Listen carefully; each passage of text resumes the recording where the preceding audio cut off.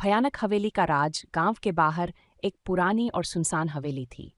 लोग कहते थे कि वहां एक भूत रहता है। हर रात हवेली से अजीब अजीब आवाजें आतीं और लोगों को वहां जाने से मना किया जाता। अमन, एक निडर और जिज्ञासु लड़का, उन कहानियों पर विश्वास नहीं करता था। उसने ठान लिया कि वह हवेली के रहस्य का पता लगाएगा। एक चांदनी रात, जब पूरा गांव सो रहा था, अमन टॉर्च लेकर हवेली की ओर निकल पड़ा। जैसे ही वह हवेली के अंदर पहुंचा, चारों तरफ सन्नाटा था। दीवारों पर मकड़ियों के जाले और फर्श पर धूल जमी थी।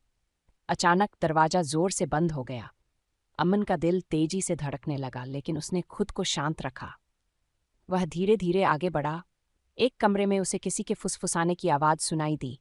जब उसने दरवाजा खोला तो वहां कुछ भी नहीं था, पर तभी एक ठंडी हवा उसके पास से गुजरी और उसने अपने पीछे किसी की छाया देखी।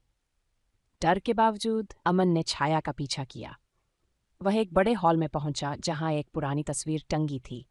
अचानक तस्वीर से खून की बूंदें गिरने लगीं। तभी एक डरावनी आवाज आई, "क्यों आए हो यहाँ?" अमन ने हिम्मत जुटाई और पूछा, "तुम कौन हो और यहाँ क्या हो रहा है?"